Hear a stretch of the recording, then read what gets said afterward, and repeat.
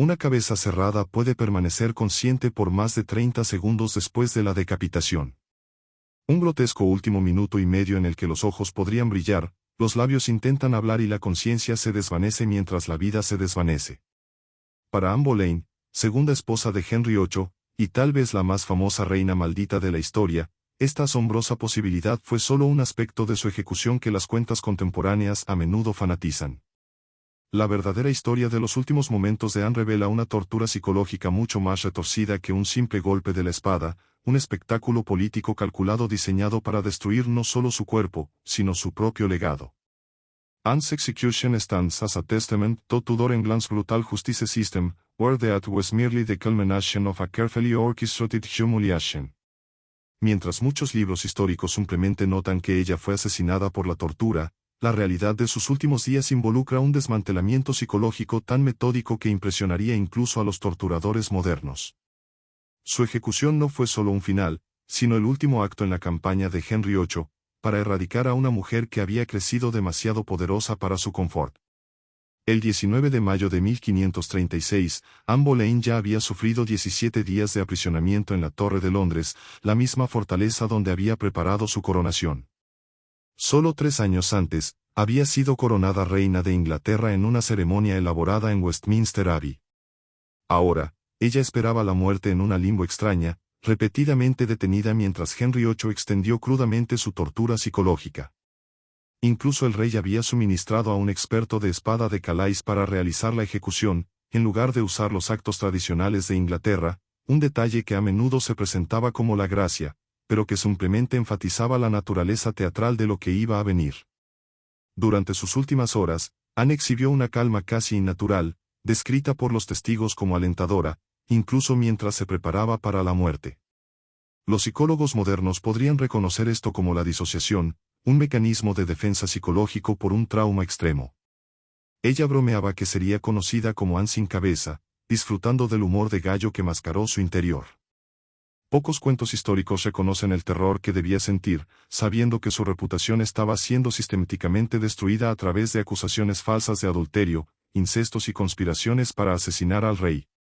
Lo que hace de la ejecución de Anne particularmente distorsione no es solo el acto físico de derogar, sino el desmantelamiento calculado de su identidad. Henry Dean no solo quería a Anne muerta, quería que la derogara de la historia, que su contribución fuera nulificada y que su hija Elizabeth fuera deslegitimada. La ejecución fue la culminación de una campaña de asesinato de personajes diseñada para justificarle a la gente de Inglaterra porque su querida reina merecía tal destino. En los días anteriores a su muerte, Anne fue forzada a escuchar historias lúcidas, fabricadas, de su acusada depravación sexual, acusaciones tan extrañas que serían disminuidas por cualquier tribunal moderno. El martes del 19 de mayo brilló inusualmente para Londres. Un claro contraste con los eventos oscuros que estaban a punto de suceder. Anne había pasado su última noche en la oración, aunque el sueño la había repetido. Los registros de la torre indican que solicitó el sacramento a las 2 de la mañana, alzándose ante el jefe durante horas en desesperada comunión. A la mañana, ya estaba despertada durante casi 24 horas, su mente sin duda fracturada por el estrés y el cansancio. Cuando el jefe de la torre vino a sacarla, ella estaba reportadamente riendo con sus señoritas, una reacción que habla no de paz, sino de una ruptura psicológica. La ejecución de Anne había sido planeada y replaneada varias veces, una forma de tortura psicológica a menudo superada. La incertidumbre de no saber exactamente cuándo la muerte iba a venir fue una táctica deliberada usada contra los prisioneros. Cuando finalmente se informó de que la hora había llegado, Anne fue llevada de sus habitaciones a través de corredores donde, solo 3 años antes, se había procesado como reina. Ahora, los guardias la atraparon, no por respeto, sino para evitar escapar, y los mismos prisioneros que habían abogado antes de ella ahora observaban su última caminata con calculada indiferencia. El escándalo visto en la Torre Verde fue inusualmente bajo, estando solo 3 pies del suelo. Contrario a las plataformas de torre que son frecuentes en las películas. Esta elección deliberada de diseño forzó a Anne a montar solo un par de pasos, robándola de la dignidad de la elevación y manteniéndola más cerca de la gente que grita. Mientras que las descripciones modernas a menudo muestran una reunión solemne y respetuosa, los recortes históricos sugieren que una atmósfera de carnaval había sido encargada. La ejecución fue un teatro público, una alegría a todos los que podrían desafiar la autoridad del rey, en particular a las mujeres que se atreverían a alcanzar su estación. Antes de abogarse en el bloco, Anne fue permitida una última palabra, no por la gracia, sino porque la tradición lo exigía. Sus palabras, meditadas atentamente, revelaron ambos su acumen político y sus circunstancias desesperadas. Buena gente cristiana, he venido a morir, porque según la ley, y por la ley, he sido juzgado por morir, y por eso no voy a decir nada contra ella. Esta aparente sumisión a su destino fue en realidad su último acto de rebelión. Agradeciendo la ley, sin admitir su culpabilidad, desafiaba sutilmente la legitimidad de los hechos contra ella. Lo más disturbio, tal vez, fue la ausencia del rey. A pesar de la representación pública de las ejecuciones reales, Henry VIII no asistió. En lugar de esperar en el palacio de Whitehall para confirmar la muerte de Anne. Incluso cuando la espada rompió la cabeza de su cuerpo, Henry reportó celebrar su próxima casita con Jane Seymour, un testamento brutal a lo desgraciado que había sido Anne. La personalidad había convertido en política, y la muerte de Anne fue solo una necesidad inconveniente en la búsqueda del rey de un héroe masculino. El soldado de Calais, específicamente solicitó y pagó una cantidad suficiente por su experiencia, la cual representaba otro nivel de crueldad calculada. Tradicionalmente, los malvados ingleses usaban una espada, que a menudo requería múltiples golpes para romper la cabeza completamente. El soldado francés, más probablemente para lograr la decapitación en un solo golpe, era desconocido para Anne. En sus últimos momentos, enfrentaría la muerte en las manos de un extraño, una última indignación por una reina que había comandado la atención de toda Inglaterra.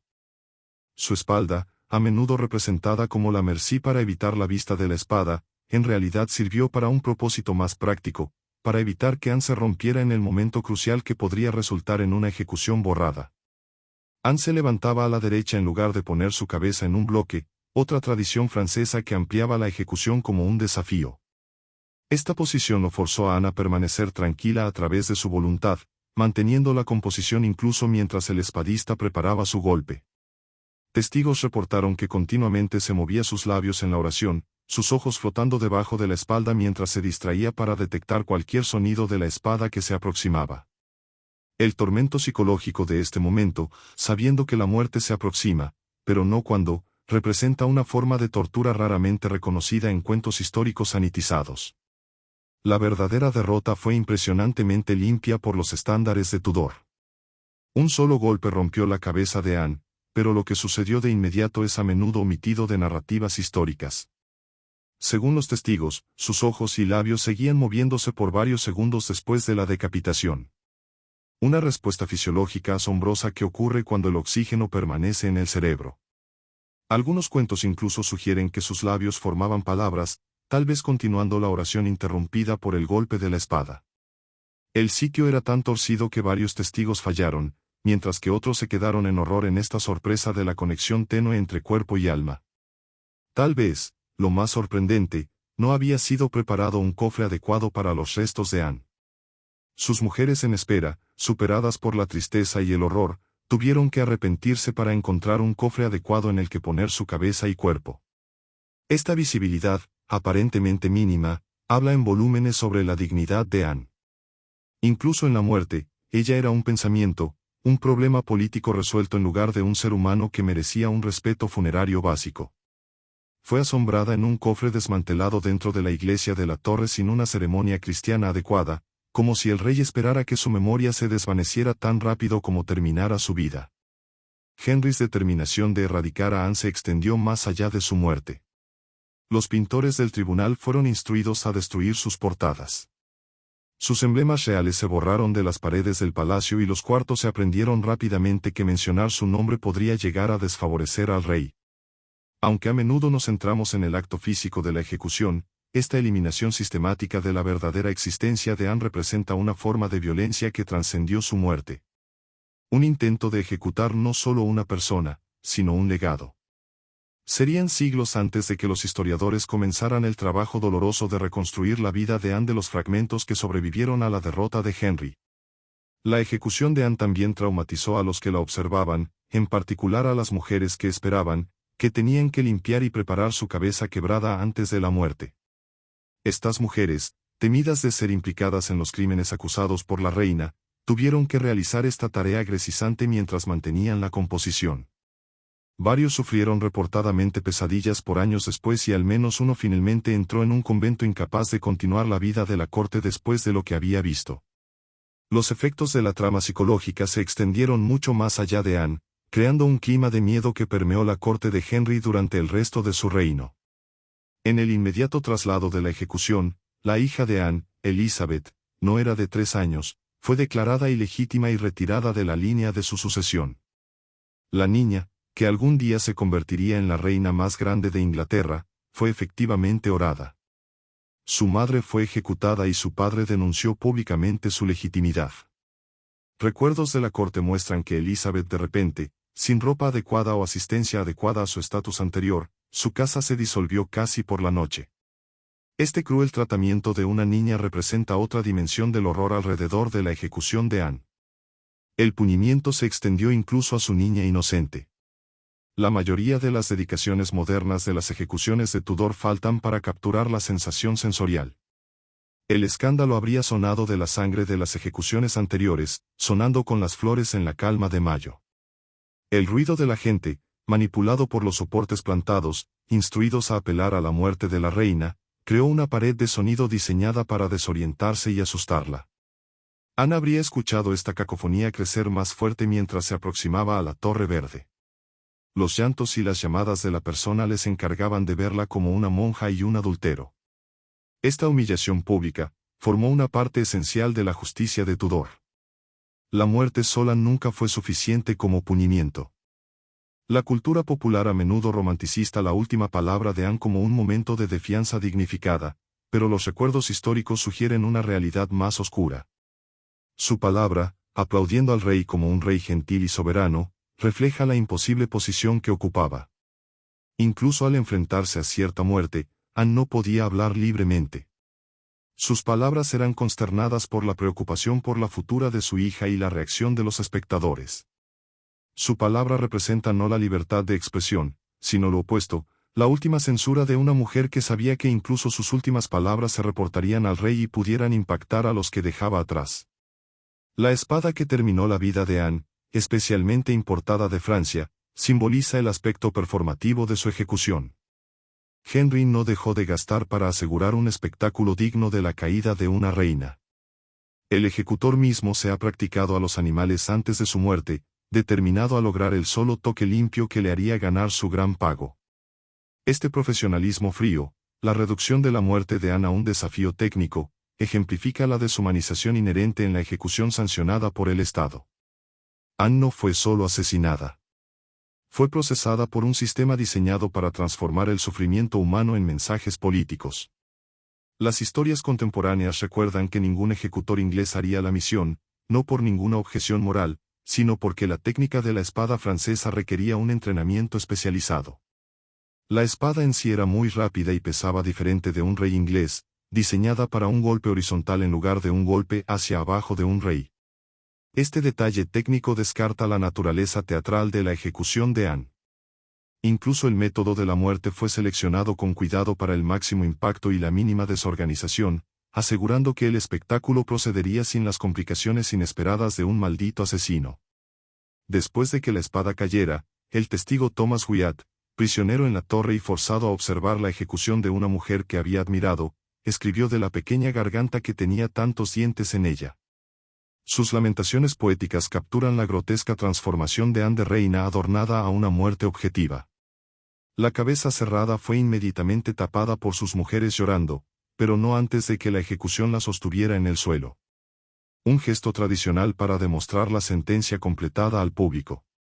Este momento de display, con sangre todavía punzando de las arterias rompidas, sirvió como el visual climático que se imprimiría en la memoria de los testigos.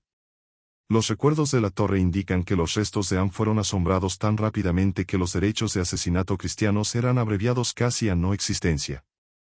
La cabeza cerrada con su cabeza y cuerpo fue colocada debajo del piso de la iglesia, entre otros nobles ejecutados. Un final ignominioso para una reina coronada de Inglaterra. Ningún marco se colocó para indicar su lugar de asesinato y durante siglos su lugar de asesinato exacto permaneció desconocido. Esta evasión de su lugar de asiento representa la culminación de la campaña de Henry para quitar a Anne no solo de la vida sino de la historia en sí, una campaña que casi sucedió. En los días siguientes a la ejecución, los propagandistas de Henry trabajaron diligentemente para formar una narrativa pública. Los poetas de la corte, que habían aplaudido a Anne por su sabiduría y belleza, ahora escribían versos condenándola como un adúltero. Las cuentas oficiales enfatizaban la merced del rey en ofrecer un soldado con habilidades en lugar de los actos tradicionales, rescatando la elección teatral de Henry como una consideración compasiva. El terror de la ejecución fue sistemáticamente sanitizado en las cuentas oficiales, comenzando el proceso de revisión que sigue influyendo en nuestra comprensión de los momentos finales de Anne. Quizás lo más distorsionante de las sensibilidades modernas es cómo rápidamente la vida regresó a la normalidad para Henry VIII. El mismo día después de la ejecución de Anne se convirtió formalmente en Jane Seymour.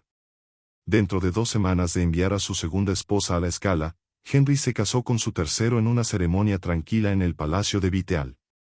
Esta velocidad caliza revela la ejecución como una solución conveniente a un problema político. Anne había fallado en ofrecer un soldado, así que fue eliminada y reemplazada. La tragedia personal de su muerte fue completamente subordinada a la construcción del Estado y de la dinastía. La dimensión psicológica de la ejecución de Anne se extendió más allá de la espalda. Hace semanas antes de su muerte ella había sido sujeta a cuestionamientos desesperados, denunciada del sueño y aislada de los apoyadores. Thomas Cromwell, el ministro general que engañó los hechos contra ella, empleó técnicas remarcablemente similares a la tortura psicológica moderna. La desorientación, la deprivación del sueño, la aislación y el uso estratégico de información falsa. A la hora en la que Anne alcanzó la espalda, ella ya había sufrido una campaña de desesperación diseñada para asegurar que no presentaría ninguna resistencia final problemática. Los recuerdos judiciales revelan las extraordinarias medidas de seguridad implementadas para la ejecución de Anne mucho más allá de lo que era el estándar para los traidores más altos. La guardia de la torre se duplicó y especialistas se posicionaron a lo largo del complejo de la fortuna. Estas precauciones no eran diseñadas para evitar escapar, sino que aseguraban que ningún apoyador pudiera intentar una intervención final o reivindicar sentimientos públicos contra la ejecución. El espectáculo de fuerza también servía a otro propósito, intimidando a los que pudieran simpatizar con Anne a la silencia de la voluntad del rey. El tiempo de la ejecución, planeado para la medianoche en lugar de la mañana tradicional, permitía la máxima asistencia de los ciudadanos de Londres. La Torre Verde podía acompañar solo una audiencia límite de nobles y oficiales, pero el perfil elevado de la torre significaba que la gente reunida afuera podía escuchar el anuncio. Las campanas de la iglesia a lo largo de Londres significaban el momento de la muerte, creando un reconocimiento ciudadano de poder real. Esta orquestación transformó el sufrimiento privado de Anne en una actuación pública, la muerte como un teatro político en lugar de una tragedia personal. Entre los aspectos más desviados de la ejecución de Anne es el destino de su compañera acusada. 5 hombres, incluyendo su propio hermano, George Boleyn, fueron ejecutados justo días antes de la muerte de Anne en cargo del adulterio con la reina. Sus muertes sirvieron para establecer los hechos de los crímenes antes de su propia ejecución, evitando cualquier posibilidad de que sus finales palabras pudieran contradecir la narrativa oficial. Este asesinato judicial coordinado de 6 personas, todos convictos de evidencia esencialmente idéntica y fabricada, representa uno de los actos más desviados comparado con los testimonios de Stalin, centenares de años después. La Torre Verde hoy presenta un memorial que marca el sitio aproximado de la ejecución de Anne. Los recuerdos contemporáneos indican que la actual escalada estaba en otro lugar en el complejo de la torre.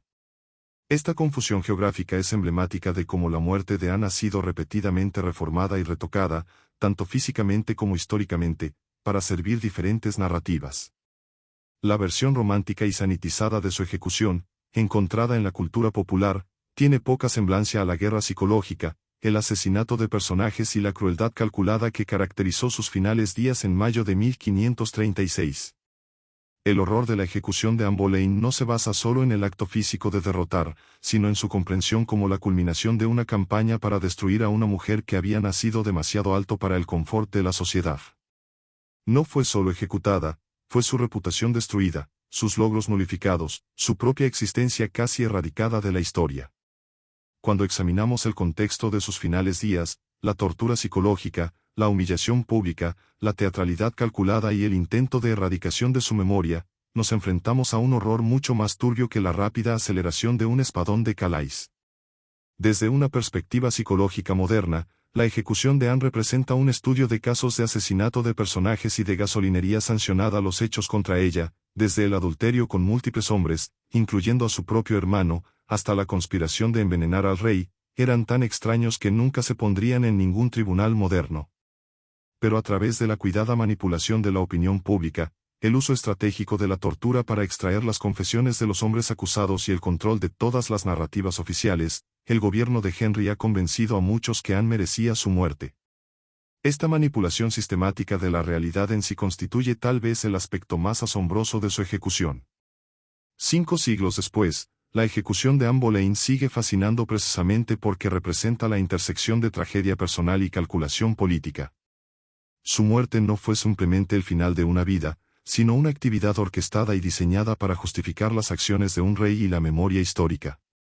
El verdadero horror no se encuentra en el momento en que la espada cae, sino en reconocer cómo reescribir la realidad, una lección que resona incómodamente en nuestra propia era de manipulación de información y asesinato de carácter. La tragedia final de Anne puede ser que a pesar de los mejores esfuerzos que se han hecho para erradicarla, su muerte, en lugar de su vida, se convirtió en su legado más duro. En entender el horror total de la ejecución de Anne Boleyn, nos enfrentamos a las verdades incómodas sobre el poder, el género y la construcción de la narrativa histórica. La versión sanitizada de su muerte, una reina desafortunada que recibe un fin dignificado, sirve para ocultar el abuso sistemático del poder estatal que representa su caso. Examinando la dimensión psicológica de su ejecución, las tormentas calculadas, la humillación pública, la destrucción de reputación y la intentada erradicación de la memoria, obtenemos conocimiento, no solo de la justicia de Tudor, sino de cómo la autoridad mantiene a sí misma a través de control de ambos cuerpos y narrativas. En Anne's Severed Head nos encontramos con un aviso sobre la fragilidad de la verdad en sí misma cuando enfrentada con el poder absoluto.